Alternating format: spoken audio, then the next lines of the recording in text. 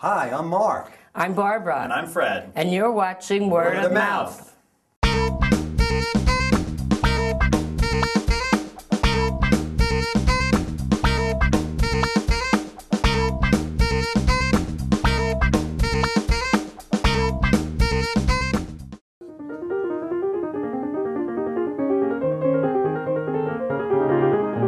Mozart composed in his head. Beethoven composed on paper.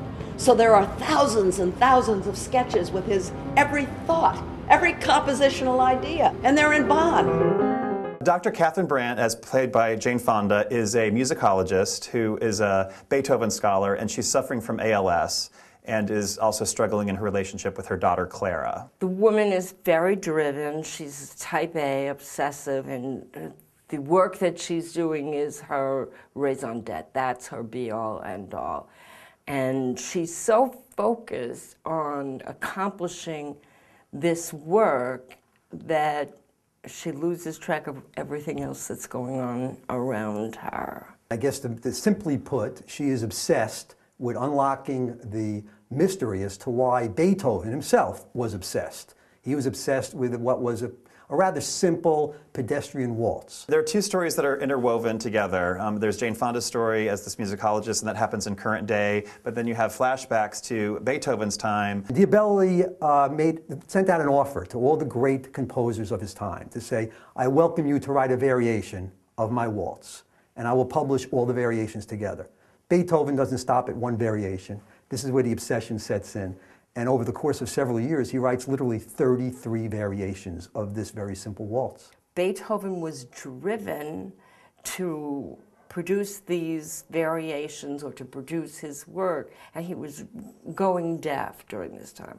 So he was also pressured and driven to beat the clock. This is really interestingly staged and written in the sort of Dr. Catherine Brandt storyline and the Beethoven storyline, and they kind of come together and then pull apart, and the way it's staged and written, it's very compelling because you're drawn into both stories simultaneously, independently, and then as they sort of interact with one another. Jane Fonda, look, Jane Fonda, it's perhaps somewhat of a misnomer to characterize the performance of a 71-year-old actress who's performed in just about every role imaginable as a revelation of sorts, but it really was to me a revelation because she performed the role so well and with such character. I mean, first of all, she's 71 and she looks spectacular.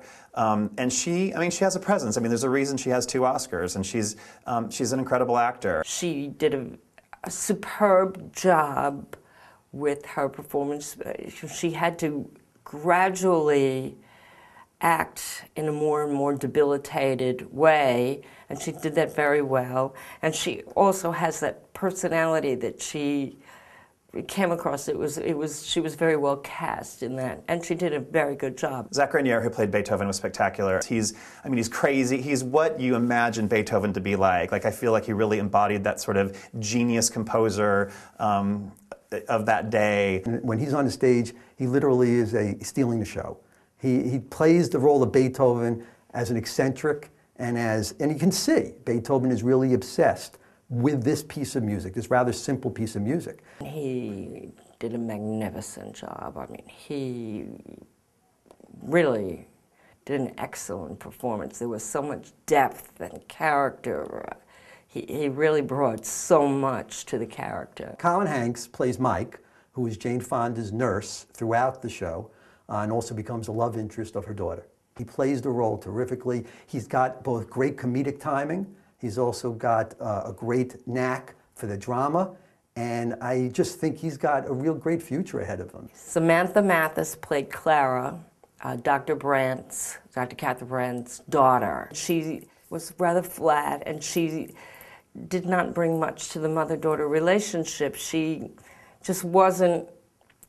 She was adequate. I think the whole cast, in the way in which, it was an ensemble cast, in the way they interacted with each other, the way they played their roles, it didn't miss a beat.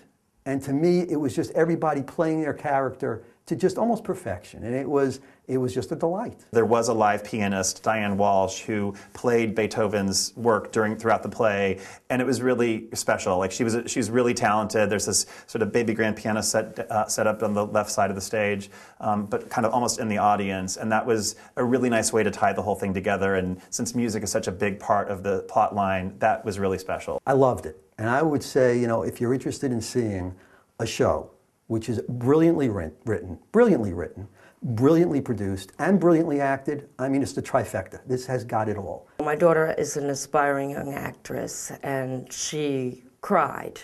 She was brought to tears both at the end of the first act and at the end of the second act. I would tell certain people to see it. Again, it's a smart play. Certainly anyone who's interested in music and interested in classical music and Beethoven, I would absolutely say go see this play.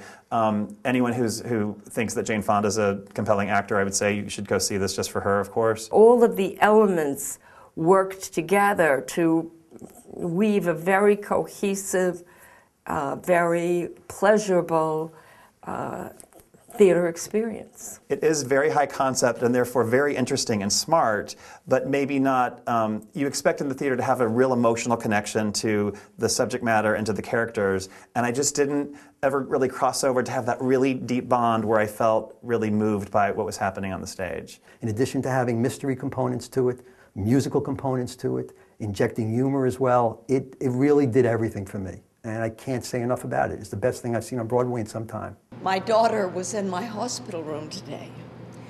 Her boyfriend looked at her, and for one moment, I could see how much he loves her. And I could see such tenderness in her eyes. I could see the life they will have together. I could see their mistakes, the mistakes they'll make. I could see how they're going to raise their children. It was something.